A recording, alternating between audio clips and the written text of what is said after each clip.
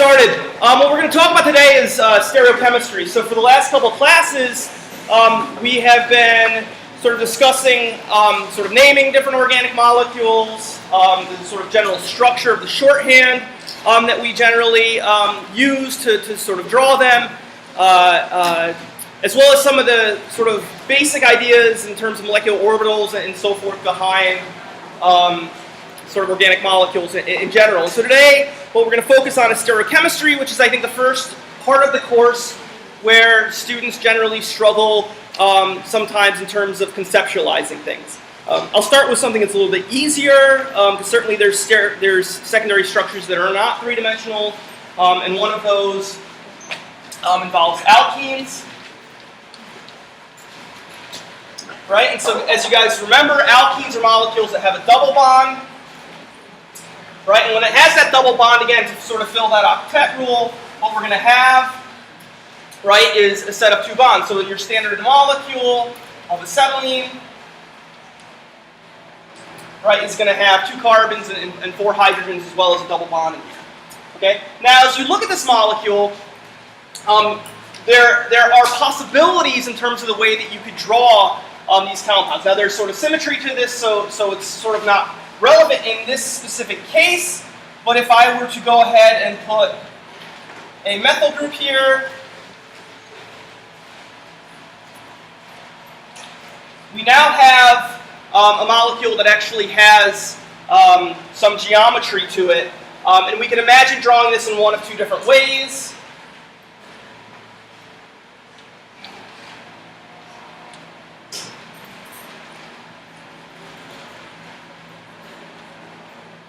Right, we can either have the two groups opposite one another, right, or we can have the two groups on the same side as one another. Okay, and so as we'll go forward, I'll discuss what that means in terms of what those groups are, because as I've had drawn here, just protons and methyl groups.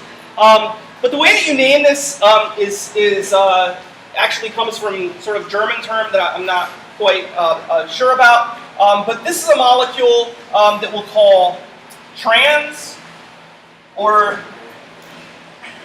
Z. Okay, that's when they're on opposite sides, right? And in this case, E, my bad. And then in this case, what we have is cis or Z. And the way that you guys can remember this, the way that I was sort of taught in my undergraduate class, was that E stands for epicet. Right, just sort of that little term there, and Z is sort of same side. Okay, so again, that's a little trick to help you remember that terminology. Again, it comes from some German root that I think maybe I have written down here. Again, it might matter to 10% of you guys what that German word is. But anyways, that's the way that the majority of you guys can probably remember that. Now, what I mean when I'm saying epicet is the bigger groups being on the opposite sides, or the bigger groups being on the same side. But certainly we're going to have molecules as we move forward where the question becomes, well, what's the bigger group? And when I say bigger group, I think that's actually me misspeaking. It turns out that we don't refer to the bigger groups as being on opposite sides. There's actually a sort of IUPAC way that we decide more appropriately which way, instead of it being sort of the bigger groups, it's sort of the higher, what we say is the higher priority groups. And it's really just for naming. It means nothing chemically. It's just a way to sort of name these molecules. And so an example of that,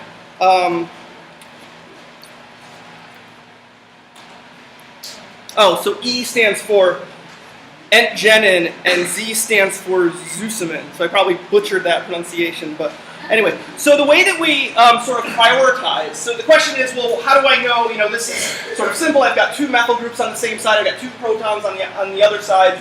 It's fairly easy to sort of know, which ones are sort of higher priority. But in other cases, it might get a little bit more complicated, and so there's a way to prioritize these, so prioritization.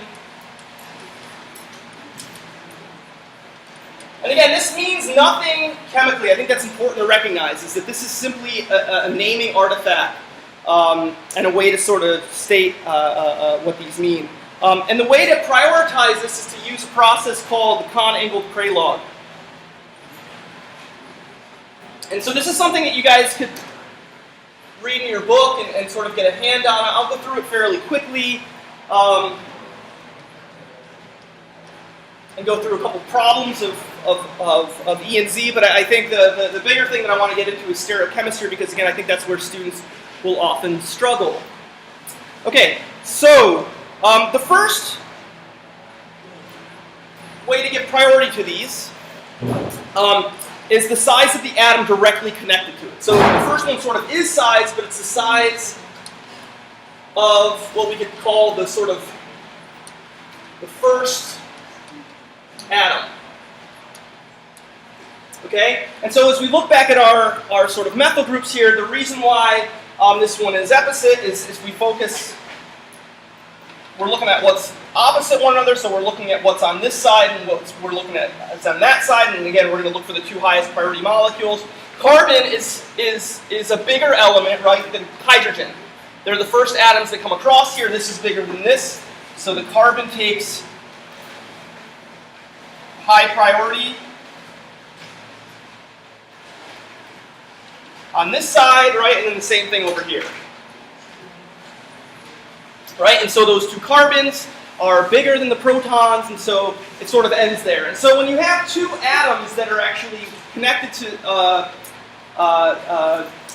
you may refer to this as maybe you could call it a stereochemistry, but when you have two atoms that are sort of, what you're looking at, in this case you're comparing a carbon versus a hydrogen, the carbon's always going to take, or sorry, in this case the carbon's the bigger one, and so that's going to sort of take the first priority. So when you differentiate at that first atom, then you sort of are done. However, that's not always going to happen. In many cases, you're going to have similar molecules, right? And so the second priority, and I'll give an example of this one once I do it, is if there's a tie, you're going to move on to the sort of next largest.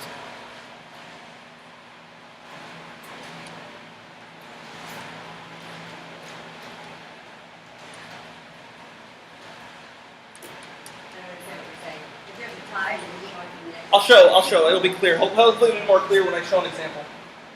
Isn't that A pun? Isn't carbon and carbon the same? Oh no. But this carbon, what we're looking at is opposite sides from that. Okay, so yeah, maybe when I drew it down the center. So what we're looking at, again, because the difference in these two, let me redraw this.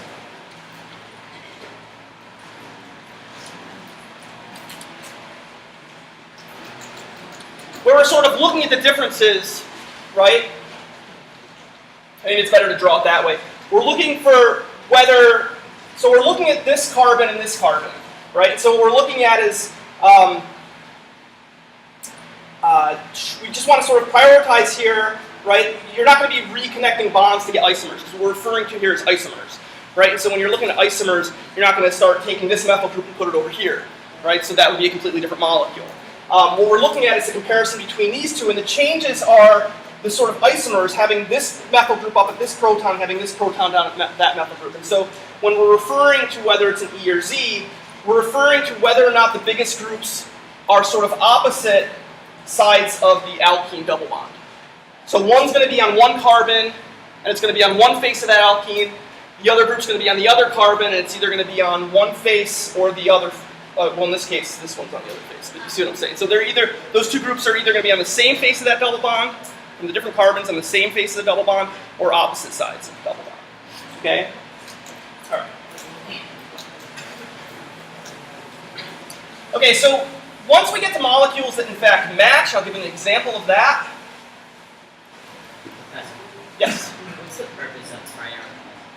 It's simply to name.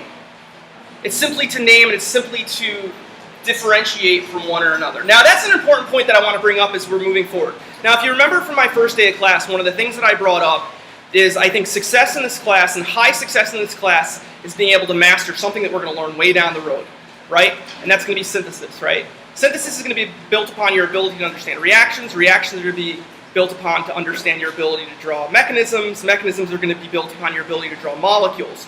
These rules don't necessarily build on that, but as you're going to see, a lot of the problems that we do based upon them are going to help us redraw molecules and sort of serve as a sort of lower bar, easier thing to do in terms of redrawing molecules before we start getting to things where suddenly bonds start changing and reactions start forming.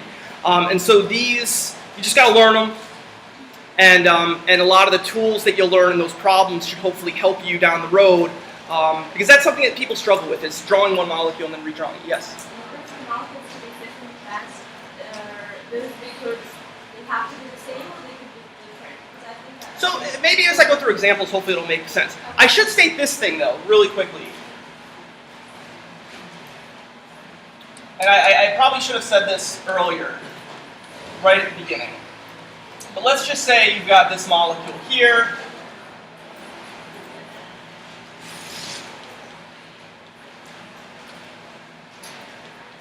I'm just sort of drawing this molecule to make a point here. A carbon-carbon single bond, you can actually rotate around. Okay, so there's free rotation around a single bond. Okay, so this is important. I probably should have started with this when talking about alkenes. So sigma bonds you can rotate around.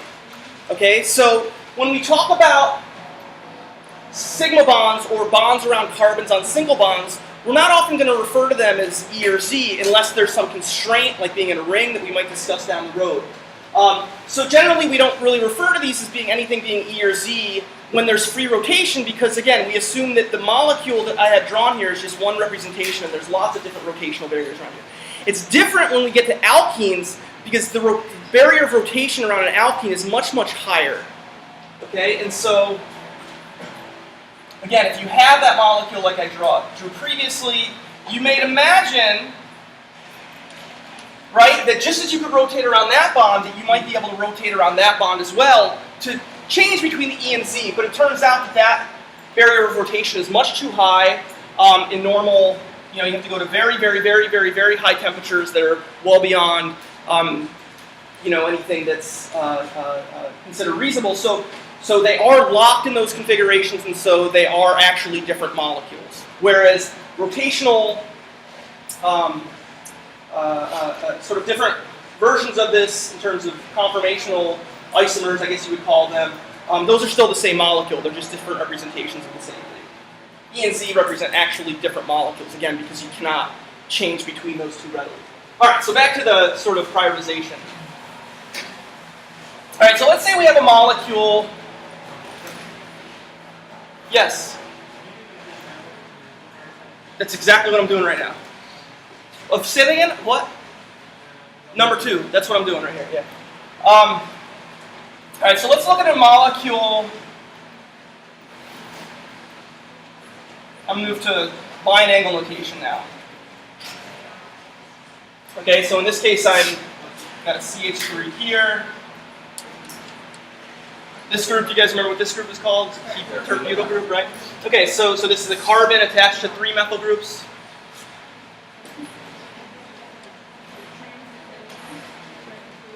Okay, so the question here is this molecule trans or cis? And so what I'm going to do is, when I often draw that line like I did previously, and so that I can separate, I'm going to name the highest priority on the left-hand side, then I'm going to define what the highest priority on the right-hand side is, and then I'm going to ask myself, which side of the double bonds? Are they on the same side of the double bond, or are they on opposite sides of the double bond? So let's start over here, since we kind of already did this one, right? Which is the methyl group, or is the proton going to take highest priority? The methyl group is, right? And so this is going to be highest. Right, so the methyl group again, because we hit that carbon, and now that's different than here. Okay. On the other hand, though, when we move to that first bond from that carbon, we have carbons on both of them. Right, and so in this instance, what we have to do is we have to move to the next highest priority. Okay. Now, in this case, this carbon is bonded to 3 hydrogens. Okay. In this case, this is bonded to 3 carbons.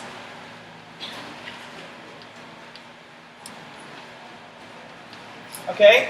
Carbon is higher priority than the hydrogen. So we stop. We don't even worry past then. I'll do another one where these are different than CCC or HHH. But at this point, this carbon is a higher priority than that hydrogen, so this terbutyl group is going to take the higher priority, and this molecule would be what? E or Z? E, right. So this is E. Let me do one more that will hopefully flush this out a little bit more. And then, again, you guys will do practice at home to sort of get this. All right, so let's do a slightly different one.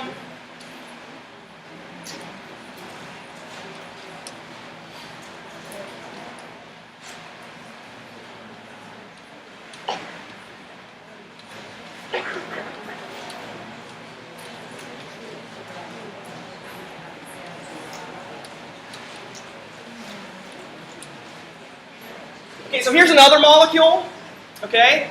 So I'm going to start again, it'll be easier to start on the right-hand side here. So the first atom that sort of comes from that in both cases is an oxygen and a carbon. So what's heavier, oxygen or carbon? Oxygen. So oxygen's going to take the higher priority. We don't have to move any further, right? Okay, so on this guy here, okay, now what we have is 2 carbons. Again, similar to before, but now we have to sort of move to, now it's important, the next largest, okay? And so what I'm going to do, and what I'll often, I think, when I sort of show this, is I'm going to ask myself, what are the atoms directly connected to that oxygen? And I'm going to order them from largest to smallest. Oxygen, hydrogen, hydrogen. Okay? Up here we've got carbon, which is bonded to carbon, carbon, carbon. Now what's bigger, oxygen or carbon? Oxygen. So it doesn't matter what comes after that point, we stop there, because it's the next largest. So it doesn't matter past that first one.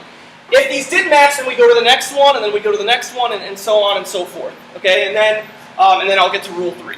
Okay, so in this case, since oxygen is the largest that's connected to that, oxygen will take higher priority than the carbon, even though there's 2 carbons here and 2 hydrogens here, and the next 2 are sort of bigger. It doesn't matter. It's just the next biggest, if that makes sense. Okay, so this one would be 1, and I'm seeing a trend here. Again, this one's also going to be E, right? So opposite. All right? Yes? No, because you have to start from the largest. So you have to start, so again, if tie, move on to the next largest. Okay, and so that's why I look at what's bonded to them, and I ask myself, which one is the biggest? Yes? Yeah, I'm a little confused. Sure. Like, which one is bonded to which one? Like, I see O8, something. So this carbon, right, so carbons are always bonded to 4 things, right? We already took into account this bond because it was sort of part of the alkene, so there's really only 3 other bonds that it's going to have, right? And so in this case what we have is oxygen. It's the first one because the carbon's bonded to that oxygen. It's also bonded to that hydrogen. It's also bonded to this hydrogen. In this case, this carbon is bonded to a carbon. This carbon is bonded to a carbon, and this bonds to a carbon. So that's why I drew sort of CCC, and in this case, OHH. And I sort of ordered them from largest to smallest just to help myself out. Okay, no problem. That one there just bonded, that's just O8, that's just Well, yeah, I mean, there's another bond there. So we're only talking about that bond. So past the oxygen is another bond. That's for that one, right? Yeah, because the tie is broken right from that number 1, size of first atom. So the first atom is an oxygen versus a carbon on this side. Oh, And so that sort of, the tie is, it's broken right there. I already see it. Got it, yeah. I just wanted to ask a question. Yes. Say that, like for a simple problem, you had 2 methyls, like one, it's like one on top of the other. Like you see like where the OH is in that methyl, you're leaving a methyl on that side, and then like 2 hydrogens on the other. Over here? Way over here? Or over here? Here and on top.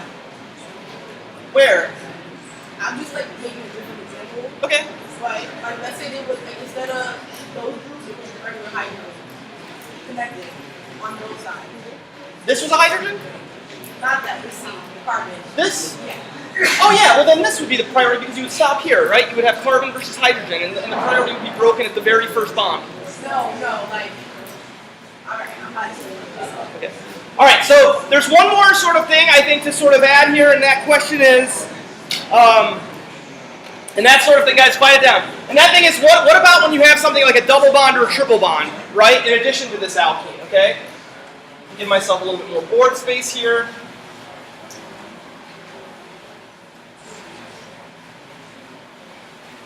Now the last thing to sort of consider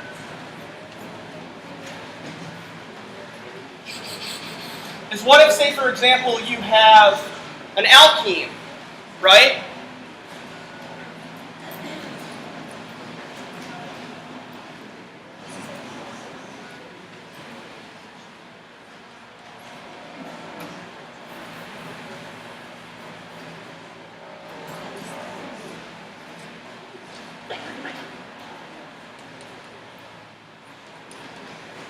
Okay, so let's say if you're in a situation where you have an alkene, again, I'll just sort of say hydrogen and OH. Turns out that this molecule is not stable, either is that one. But anyway, that's not the point. The point is, we're just trying to do sort of identification of coniangled paralog and sort of understand its pattern. Okay, so in this case we have oxygen, right, and hydrogen. Okay, so oxygen is clearly 1 because it's bigger than hydrogen. On the other side, now we have a sort of a double bond. Okay, and so the way that you handle double bonds or triple bonds or benzene rings or one of these other things is each of those bonds you sort of consider a unique bond. Okay, so because it's a double bond to carbon, this is considered a bond to carbon, and this is considered a bond to carbon. So both of those double bonds, even though they're going to the same carbon, you sort of, for the sake of naming, you consider them each separate bonds. So this would be carbon, carbon, hydrogen, because one bond to carbon, the other double bond to carbon, and the bond to hydrogen. And in this case, you would have carbon, carbon, carbon, right? And so we've got a tie, and then suddenly now this one wins, right? Because now it's hydrogen versus carbon versus hydrogen. Okay, so this one would hit 1. In this case, it's Z, right? Z for same Xi. Okay? Now, as we start moving along, yes?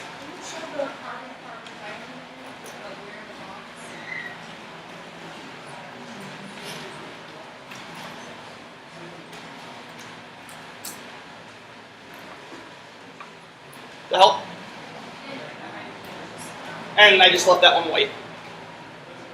Yes?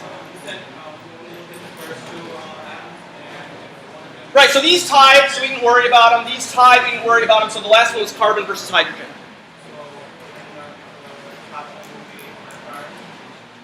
Right, so yeah, so this would be highest priority.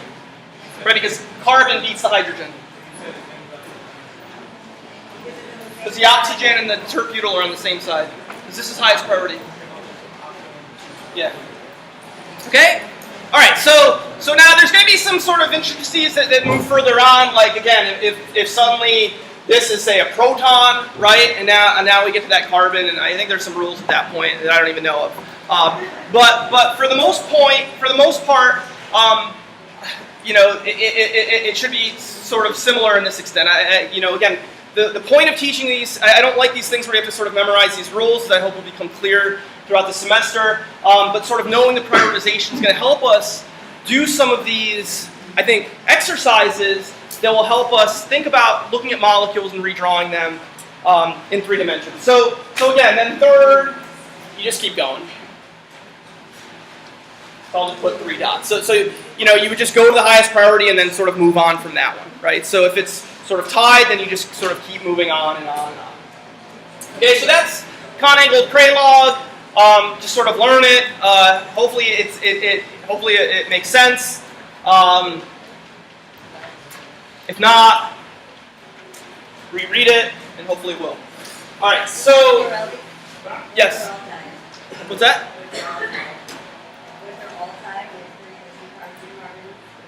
Then it doesn't have stereochemistry. So if you've got like 2 methyl groups, then whether you switch them or not, it's going to be the same molecule. The only place that it gets really confusing was if they're tied but they're different molecules, and you know what I mean. You sort of hit a dead end. Yeah, and I think at some point there's some other rule. Rico, we had this conversation last semester. Yeah, I won't make them that complicated. So it won't. On an exam, yes, I can't promise that you won't find one on, say, a homework set or something else. If it gets to that level and you're sort of stuck and confused, then you've sort of done your job. So, all right. So because there are sort of rules at that point, but again, once you get into these sort of nitty-gritty areas where they become a little more complicated, again, the point of me teaching you guys a lot of this stuff is, again, we're going to do some practice problems that will help us visualize, redraw molecules in 3 dimensions, and my hope is that I think those are very valuable, and the reason why they're taught at the beginning of organic chemistry is to give you guys some practice in terms of developing this cognitive skill that you've never developed in any other course ever. And so for some of these simpler things, they require you to be able to do this. As we'll see, it's pretty easy, I think, with EZ, but now we're going to get into sp3 carbons when we're actually thinking about 3 dimensions, and I think that's when that cognitive skill starts to become difficult. And again, maybe I'll leave that up there while we go through some of them. Okay, so chirality. Okay, so again, this is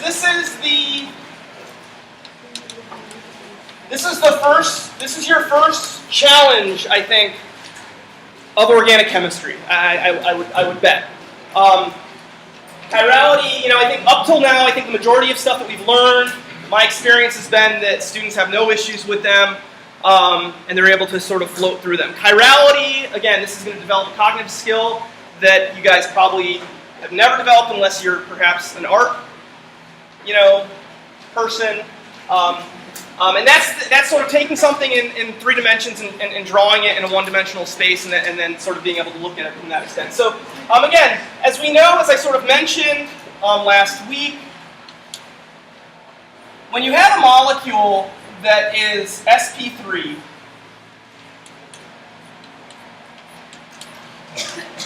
it's going to have a 3-dimensional nature to it. Again, we live in a 3-dimensional world, perhaps 4-dimensional, but at least in a single moment, we live in a 3-dimensional world, and so molecules are certainly 3-dimensional.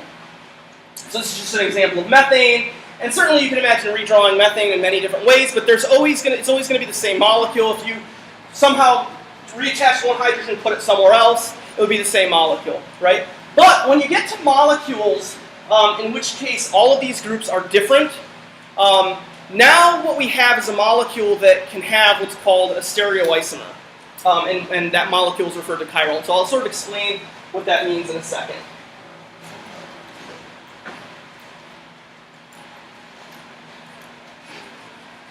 So let me draw a molecule really quickly. And I'm not going to actually just sort of maybe simplify. Hopefully this doesn't confuse it more. I'm going to sort of not even put atoms in here. I'm just going to put letters with circles.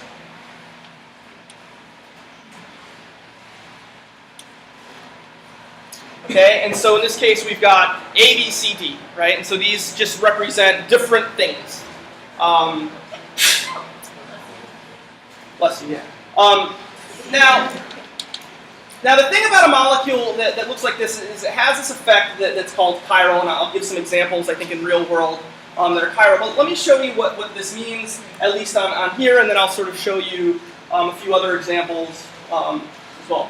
If you draw this molecule, okay, so this is the first challenge, and we draw a mirror image of it.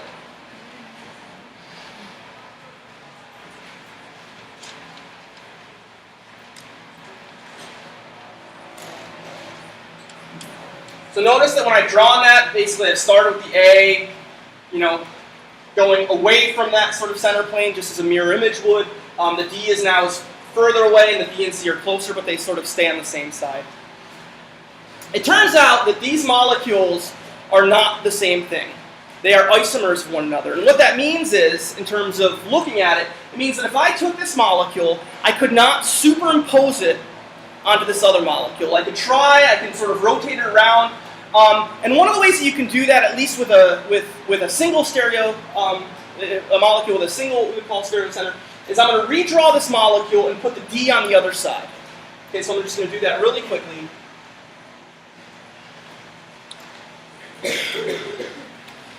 And so what I'm doing is I'm going to rotate around this bond there about 180 degrees to put this D in the same place that this other D is. Okay, but when I do that, try to picture this in your head, right? I'm going to rotate this molecule over there, and now you've got B and C, and they're going to rotate over here. So if my B and my C are here, I'll make it C is orange, and I'll do this with the model set as well, okay? So here's my B, and here's my C, right? If I rotate around 180 degrees, now the B is coming towards you guys, right?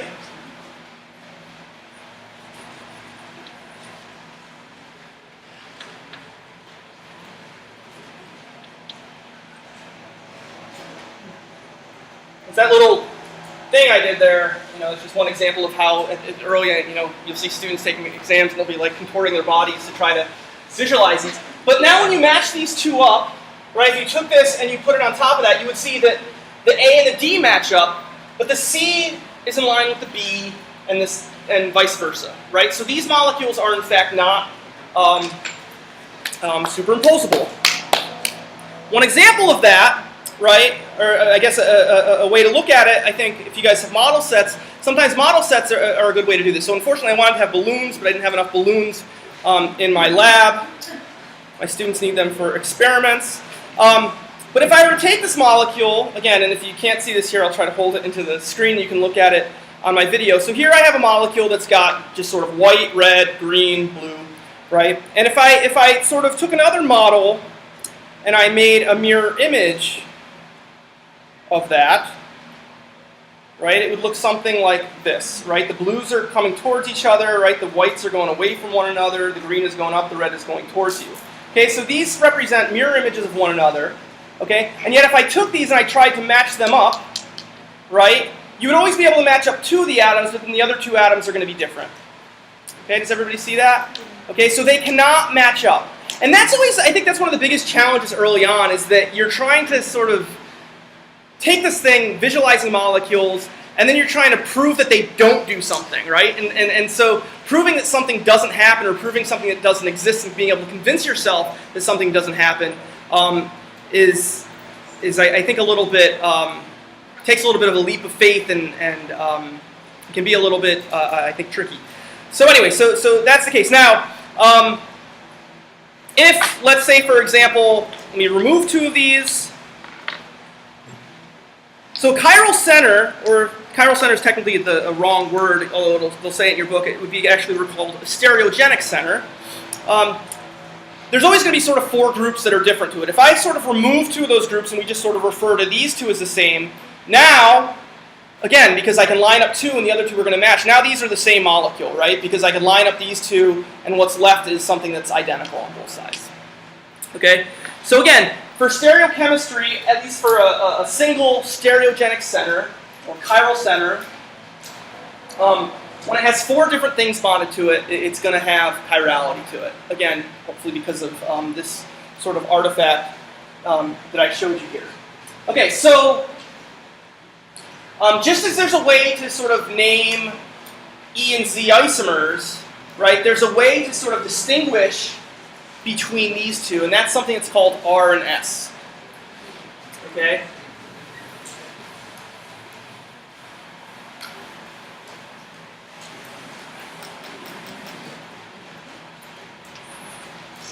So naming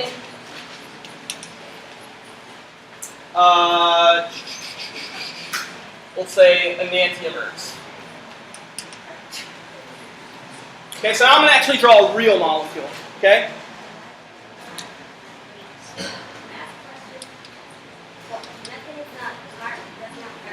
Exactly. It's three-dimensional. That was the only reason I drew it there. So yeah, so absolutely, this is not chiral. Methane's not chiral. It has to have four different groups to it in order for it to be chiral. Yeah. So I'm going to draw a molecule that is chiral now,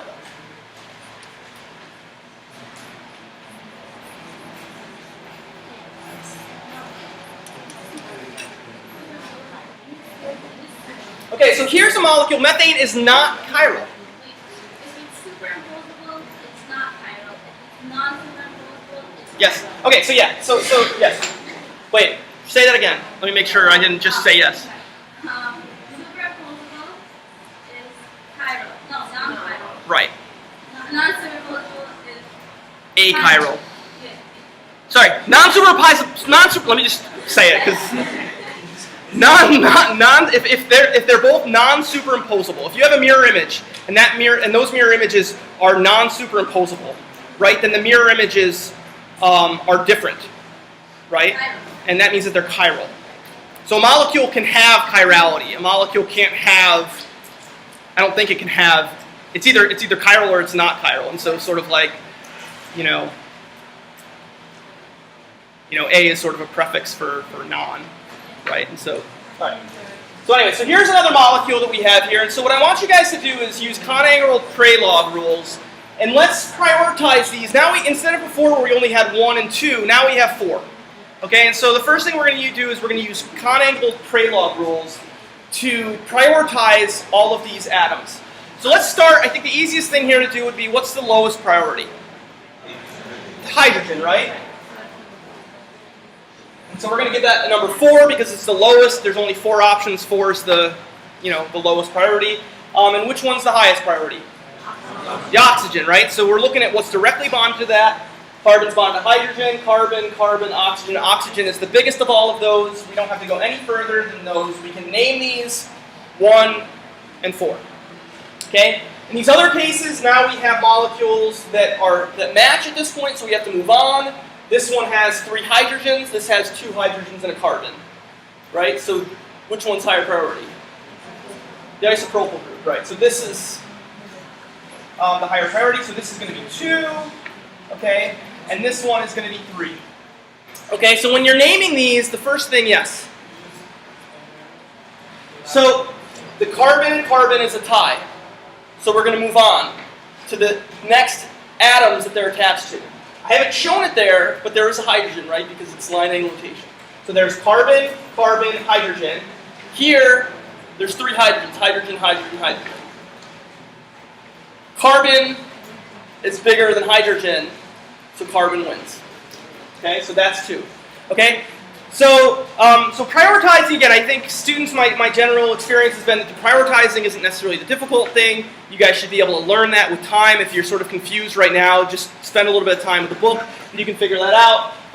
The other thing I don't think is difficult for students to do is this part, which is I take an arrow and I draw it from 1 to 3, ignoring 4, and it's going to either go clockwise or counterclockwise. Okay, so you can imagine if I flip-flop these, the arrow would go the other way. But in this case, what I'm doing is I'm going counterclockwise. Okay, and so it turns out that when you're sort of prioritizing this and you're going counterclockwise,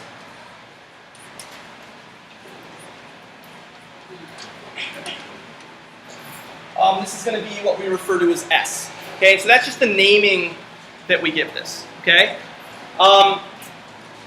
Now, the enantiomer of this molecule, let's go ahead and sort of draw that.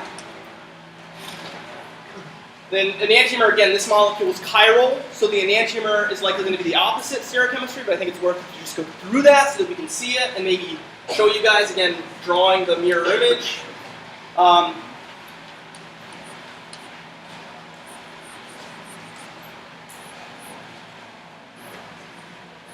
Okay, so that's the mirror image.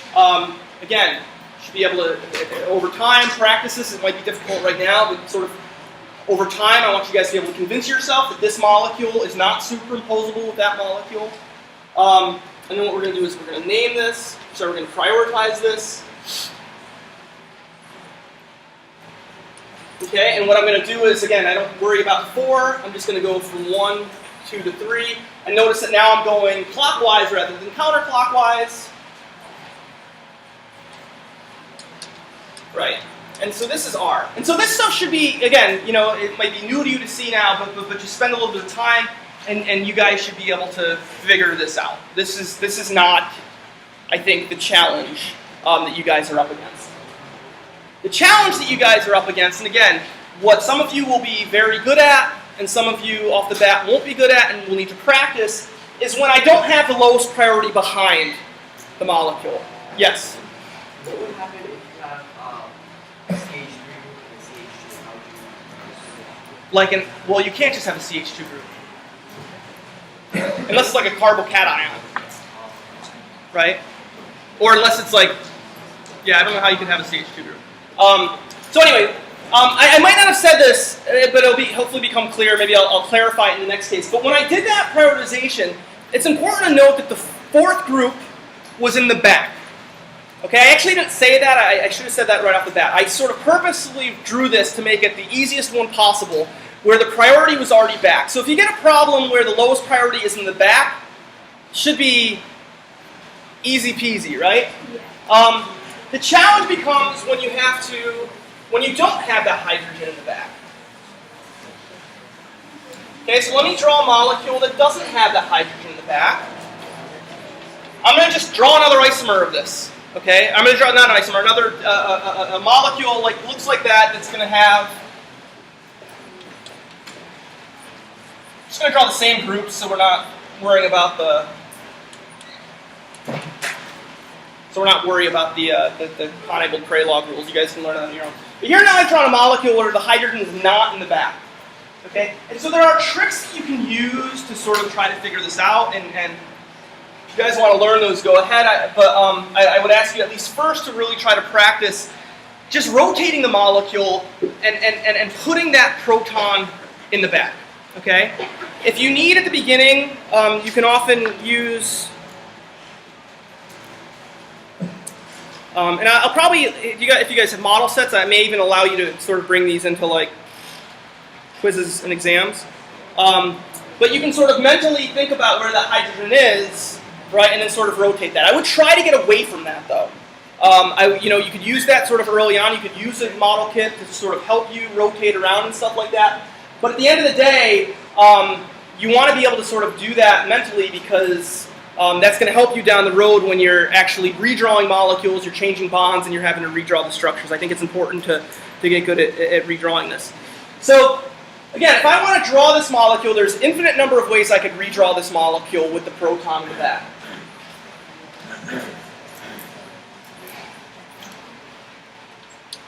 And in fact, I just decided right at this moment that you're all going to get a quiz question that's going to be something like this. So it's not going to be a stereochemistry question, but it's going to be a question, and all you guys are going to get it. It's going to be drawn, you're going to get some orientation of a molecule with a hydrogen, okay? And instead of asking you whether it's R or S, okay, what I'm going to ask you to do is, I may ask you whether it's R or S, but what I will ask you is to redraw the molecule, sort of put a proton backwards, and you guys will have to redraw this molecule, and you'll be given some scaffold like this, and you'll have to fill in the blanks. Okay, because I think it's important that you guys think about redrawing these molecules and practice that, and so that'll hopefully force you guys to not cheat. Okay, there might be other ways to cheat and do that, but anyway. So if I want to do this and I want to sort of rotate this molecule around, and this is something that can be difficult. There's many ways that I could rotate this molecule. You know, if you sort of think about that proton being up, there's many different ways that I could rotate this molecule around and try to get that proton back. And I'm just going to sort of show one example, at least internally, of how I may do that, and then I'll show a model to hopefully make it more clear. What I'm going to do is I'm going to flip this isopropyl group towards the top. And in doing so, push that proton back. Now again, just remember that proton I'm sort of showing is a dash back, but it's secondly sort of going back that way. And so that isopropyl group is going to be going up this way. Okay? And so what I ask you guys is when I do that, what group is going to be here? I'm really curious to see if, by show of hands. I'm going to take this molecule, I'm going to rotate it upwards. Show of hands, how many people think OH? How many people think CH3? CH3. If you got that wrong, it's fine. I was actually expecting a larger percentage. That just means that in this single moment, you're maybe first time seeing it, you weren't able to do it. But keep practicing. But yeah, that's the idea, is that we would rotate up in that way. Let's look at it a different way. What if we had...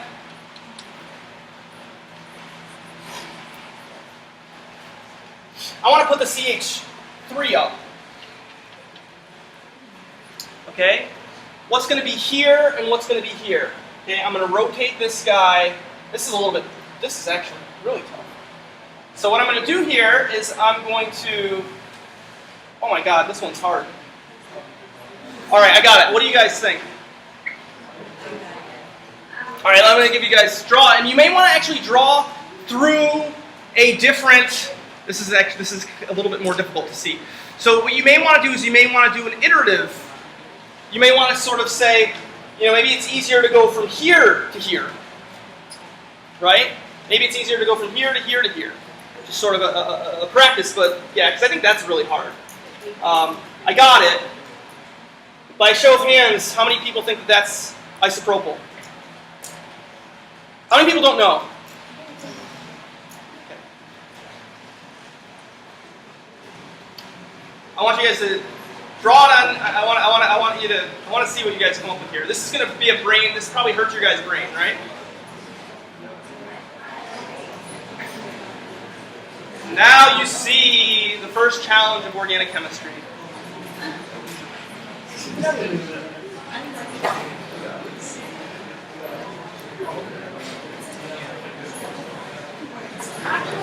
Yes?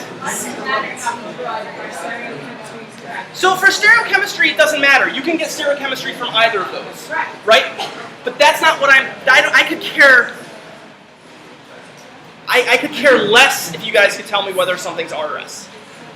Whether you guys can tell me something's RRS has zero ability, I think, to progress in this course. What's important is your ability to redraw molecules, to be able to see molecules and orientations that are important, and again, to build that skill. So yes, it's easier to rotate it and see this one. It's more difficult to rotate it and see this one. I want this to become, and even for me, when I looked at that, I had to sort of think about it for a little bit. But I want to get you guys out of that comfort zone and actually be able to get comfortable redrawing molecules and seeing it in 3 dimensions. Okay, who thinks they know what it is? So, yeah, so H. Right, and then this would be isopropyl group. And again, you can sort of confirm your answer here, right, by sort of doing, let's do the stereochemical assignment. They should both be the same thing, right? So what's this one? This is 1, this is 2, this is 3, right? So what's that? R, right? And so we haven't changed the molecule, so this one should also be just a different drawing of that R, right? So this is 1, this is 2, this is 3, and this is also R. Okay, so hopefully this is a sort of first, I think, example. Hopefully I've sort of shown you guys stereochemistry. I think redraw is a good tool. Again, as I sort of stated about IUPAC, I'm not a huge, I think there's a lot to learn in organic chemistry, and so IUPAC, I don't think is something, yeah, it's important to understand some of the basics of IUPAC, but sort of having a mastery of IUPAC really doesn't help you progress in terms of being able to understand molecules. But as you'll see as we move forward in the course, if you're able to redraw molecules better, and you're able to see how one molecule is the same thing as another, and you can redraw a molecule into an orientation that might help you see some mechanism or see some reactions taking place, it's going to make the course a lot easier. But you have to practice this, again, because this isn't a skill that's just going to become easy to you. And so this is, I think, the first example of something that where repetition, it's a skill, right? Being able to do that, you guys all, I just told you how to do it. So if it was as easy as me just telling you, you would have all immediately known what that orientation was. But it's something, again, that you have to practice and get good at, and hopefully that'll translate to success as we move forward. Yes? Yes? Oh yeah, they're all R. Yeah. Oh, because this one, the highest priority is up here. It's not in the back. Where'd you go? You have to put the highest priority in the back. Lowest. Thank you. Thank you. Lowest priority has to go in the back. The highest number, lowest priority. Right? And so you can't do it necessarily from this orientation here. Does that make sense? So it's all about, again, the RRS I don't really care about. I'm going to ask you whether something's RRS, and I'm going to hope that you come up with the right answer. But what I really care about here is that you guys practice redrawing molecules and recognizing the different that one molecule can represent different things. And that's hard. That's something that's, I think, it's not something that you can pick up that easily. Yes. This shows which way you flipped it in the original. This one. In the original, you did that there. So in a case like this, sometimes a model will help. So what I'm going to do is blue, red, and I have green. Fortunately, the colors I don't think will. Hopefully you guys will. So I've got green. Okay. I've got white. I've got blue. And I've got red. Okay, so my green, as I have drawn here, right, guys, quiet down for a second. So it might be difficult to see, but sort of the green is the hydrogen, the red is the OH, the blue is the isopropyl, and the green is the white. Okay, so maybe it's a good idea for you guys to get multicolor pens, and you can sort of do this on your own to help you map things. What I want to do is I want to put that proton in the back. There, I'm in the back, right? And there's any different way that I can draw this now, right? Right, that proton's in the back, but let's go ahead and go through this. So that isopropyl group right here is up, right?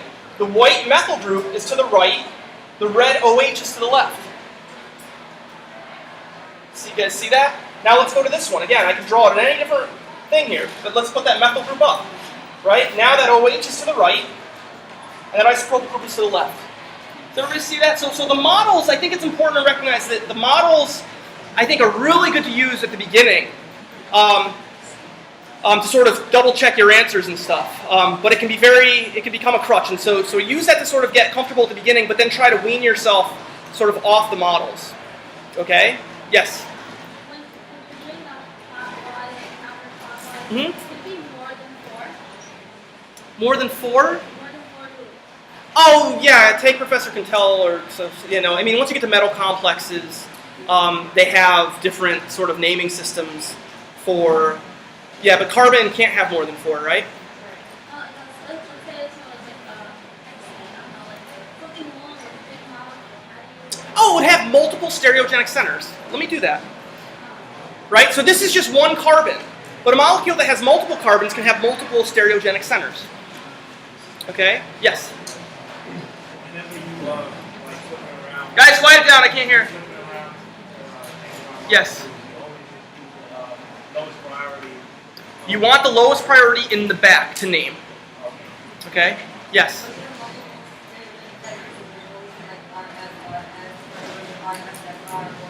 Oh yeah, I mean, again, these are just isomers. There's any number, you can draw things in any different numbers of way. There are many different possibilities. But the point is that when I draw one, you want to be able to recognize what it is. So let's draw one with multiple stereogenic centers.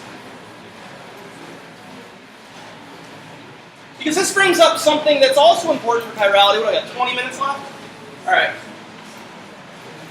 All right, so let's say we have a molecule, and I'm going to just blow everybody's mind right now, okay? Because I have very little time, and so I've got to sort of do two things at once here. Okay, so let's draw a molecule.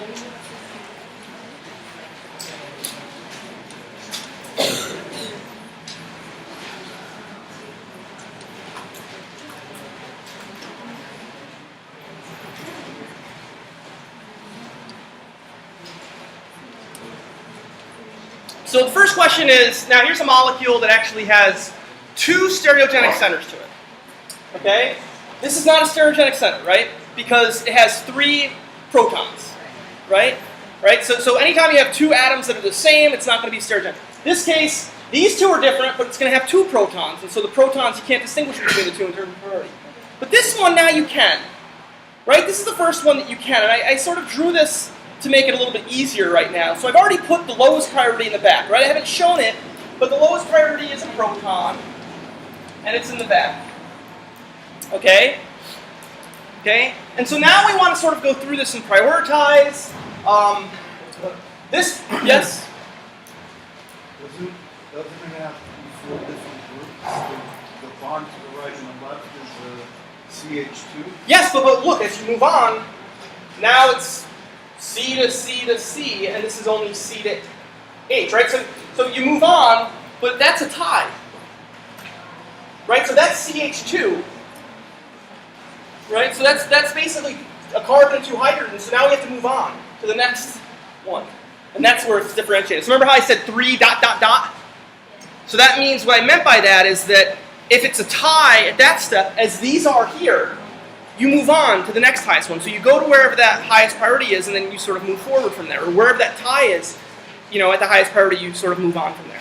Okay, so in this case, I think it's probably fairly easy, maybe, to know what the lowest priority is. What do you guys think the lowest, aside from the proton, the second lowest? The CH3, right? So they're all carbon, but this has hydrogen, hydrogen, hydrogen.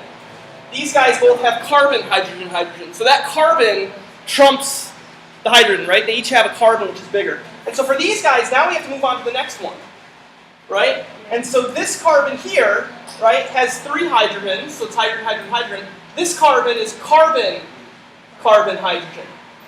So this one's actually going to be the highest priority. Does that make sense? Yes. Okay. Okay? So here, now I've numbered them. Again, I sort of made it, but again, the challenge will be if that proton's not in the front, you have to rotate around it and stuff. Here, I'm going to sort of draw from, I don't worry about 4, I'm just going to go 1, 2 to 3, okay? And that's going clockwise, right? And so if it's clockwise, what is it? R. So this stereogenic center is R. Yes?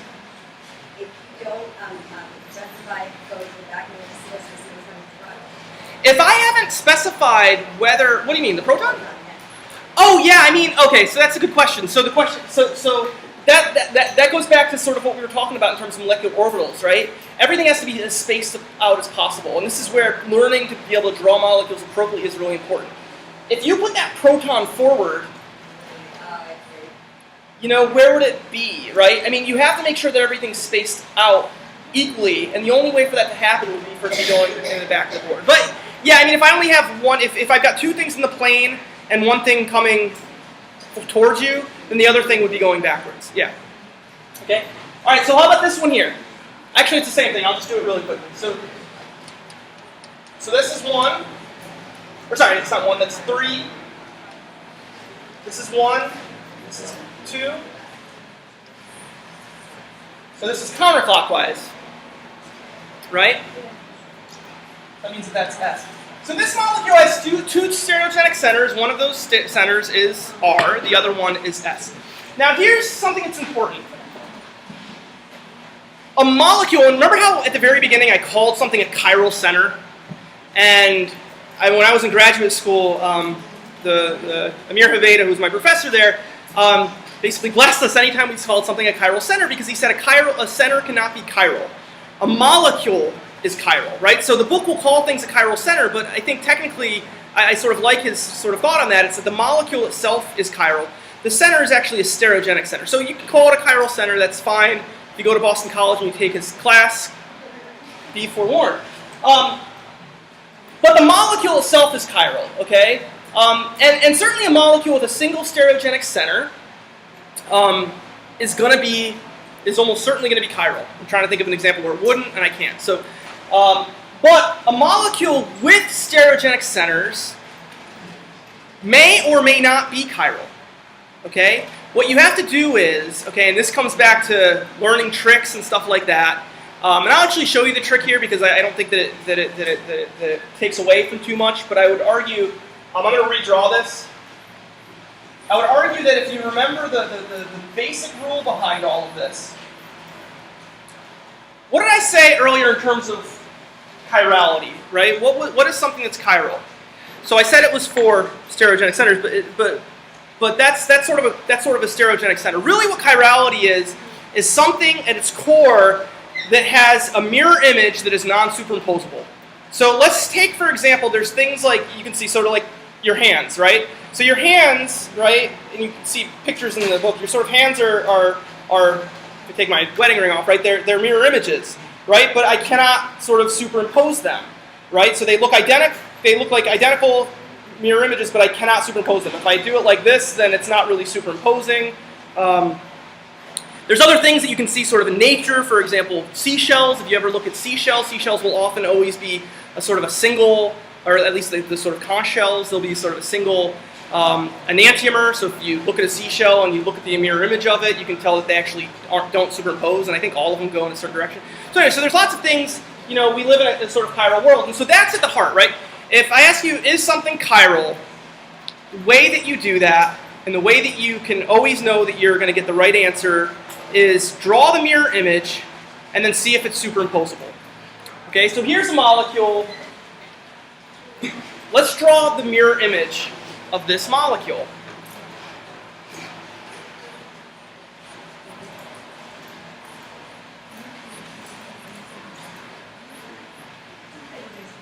So that's the mirror image.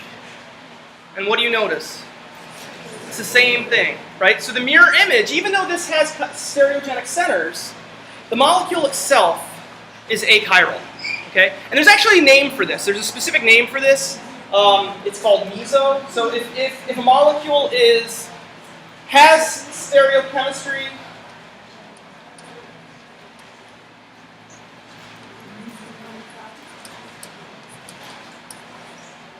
but it's achiral,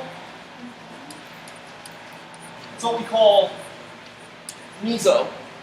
Okay, so that's sort of the name that we give it. So meso is sort of a molecule that's achiral that has stereogenic centers to it. So again, in order for a molecule to be meso, it usually is the case that you need to have multiple stereogenic centers. But yeah, yes. It says that in order for the molecule to be meso, it has to have other stereoisomers pair of Yeah, numbers, yeah. Well, it's and yeah. it cannot be measured by itself. Yeah, I mean, you're saying the same thing, right? It's the same. It's the same concept. Like if something has multiple stereogenic centers. I'm not talking about centers. I'm talking about stereoisomers. If this molecule Yeah, but it's has saying all that- the right. stereoisomers, it cannot be measured. Right. So let me sort of tell you. So we're saying the same thing, right? So what you're saying is always has to be the case in a molecule that has multiple stereogenic centers, right? So what she's saying is there would be other isomers, okay? And in this molecule, it has multiple stereogenic centers. And by virtue of the fact that it has multiple stereogenic centers, it will have multiple what we call diastereomers, okay?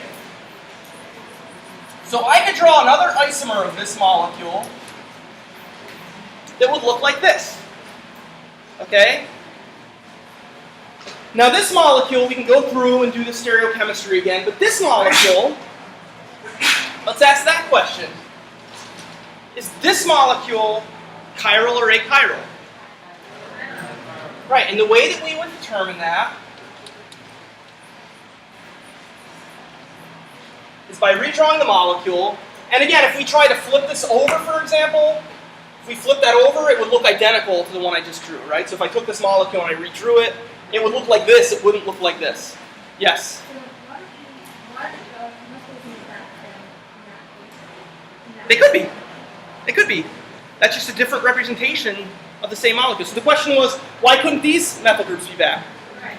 They could. It would be the exact same molecule. If I took this molecule and just flipped it on its back, Either one is still not superimposable. yeah, it's the same molecule. It's the exact same molecule.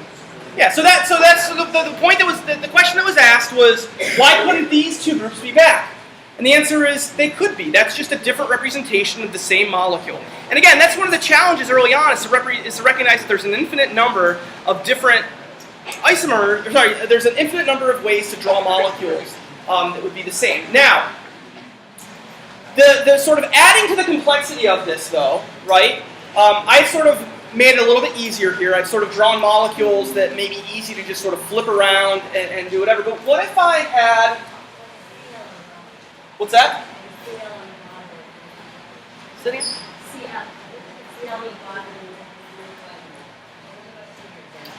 Yeah, well, this would be different if I put, say, Cl over here, right?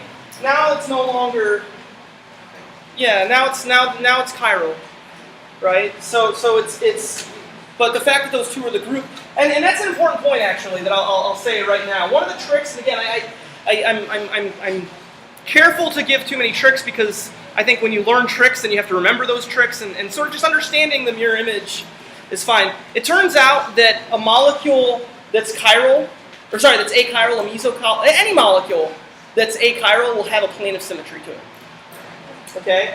So what I mean by that is if I drew a sort of plane down the middle, you can notice that everything on the left is there's sort of a mirror, there's sort of like an internal mirror image in the molecule. And you'll see that with any molecule that is achiral. The moment I put a chlorine here, it no longer has that internal mirror image because this side is different. Okay? Now, adding to the complexity of this, in addition to this sort of three-dimensional space, is to sort of recognize that these molecules also have rotational freedom. Okay, and this adds a sort of another level to complexity and another sort of thing to consider, which becomes increasingly we're adding to how difficult this is very, very quickly, right? And I think this is one of the challenges. Everything seems so easy in my last two classes, right? But if I drew this molecule, and let's say I drew this molecule and I drew a molecule that looks something like, let's say,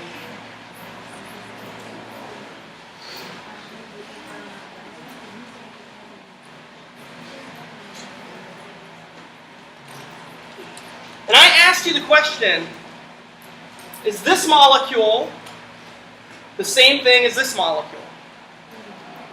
Or is it a diastereomer, or is it an enantiomer?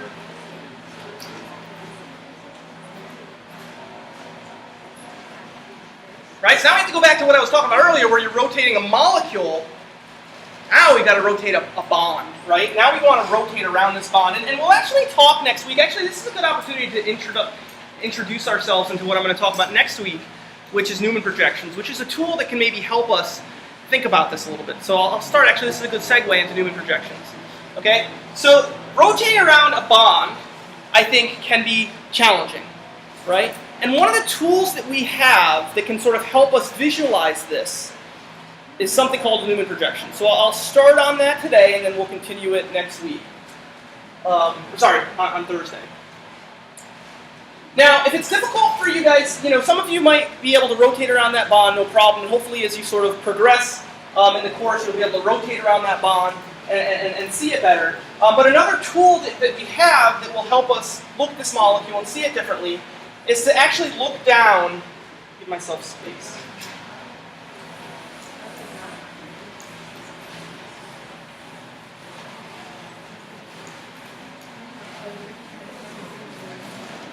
Okay, so the underlying question here is this the same thing as this? Can we rotate around that bond, and can we see that there? Actually, let's just do it really quickly, okay? How do we get from here to here? I mean, what degree or something similar? Again, what we want to do is we want to sort of match up. What I always like to do is sort of match up two of the bonds and see if the other two are the same or different, right? That's sort of my trick, is let's match two of the bonds and make the others different. So I think the easiest thing to do would probably match up the ones that are in the plane here, right? Let's take this, what we call an ethyl group, right, and match it up here. So this is already down. So what we want to do is we want to rotate this ethyl group up, okay? So I'm going to rotate around there.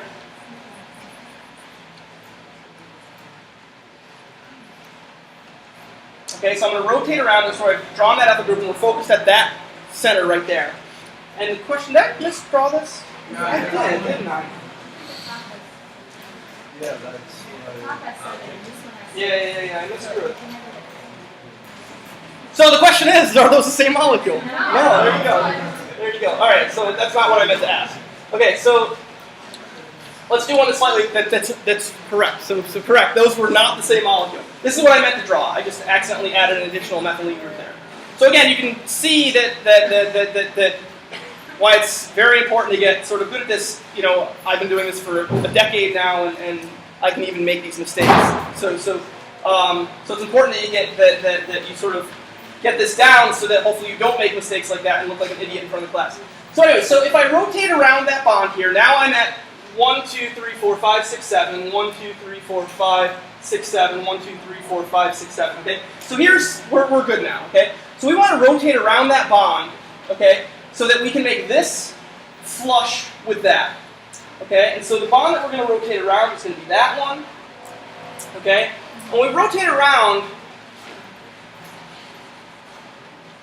what we're going to have is one of those is going to be a proton and one of those is going to be a methyl group. And so the question is that methyl group coming towards you or is it going away from you?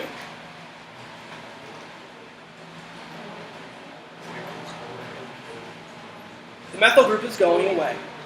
Can you guys see that? So when I rotate around that, the proton is coming towards us and the methyl group is going away from us. Okay, so as you read through the book, what you'll see is that this molecule, right, is this molecule. Okay, so in fact, this is, if I ask this question now and it was, are these molecules the same, different, enantiomers, diastereomers? What are they? They're the same, right? So I drew a molecule that had just rotated around that bond. Okay, we've got 4 minutes. All right, so one of the ways to sort of think about looking down a bond and a way to sort of rotate around that may be a tool that will be useful for you, but again, in terms of the big picture, I want to learn to redraw these molecules and get comfortable looking at them in different orientations. One of the ways that we can do that is something called a Newman projection.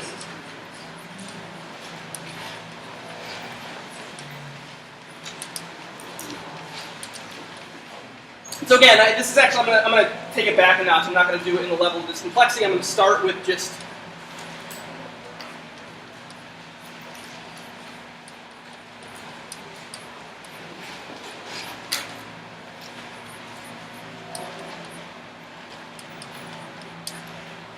okay, so here's ethane, right? And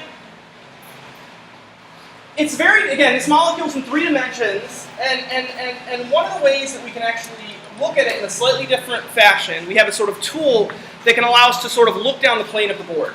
So I'm going to draw a molecule. I'm going to draw this molecule as if I'm sort of standing flush with the wall and I'm looking down that bond. Does everybody sort of understand what I'm trying to do here? Okay, so my eye is coming here, and I'm looking down this carbon-carbon bond. And so to be able to do this and to be able to sort of show this, what we're going to draw is what's called Newman projection, okay? So as I'm looking down that bond, what do you guys think this front carbon looks like? Upside down Y. Does everybody see that? So I'm looking down that bond, and I've got a proton coming up, and I've got a proton going this way, and I've got a proton going that way, right? And so exactly, it's an upside down Y, right? And now if I sort of use my Superman 3D vision and I look at the other side of it, right?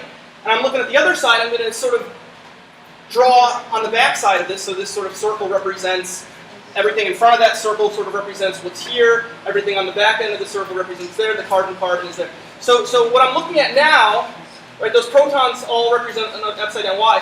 And what I'm going to look at in the back, again, I'm looking down this bond, so I'm not seeing this carbon. It's right behind that. Okay? What I do see and what I can see is the protons. And so what are those protons, as I'm looking down that side, what do those look like?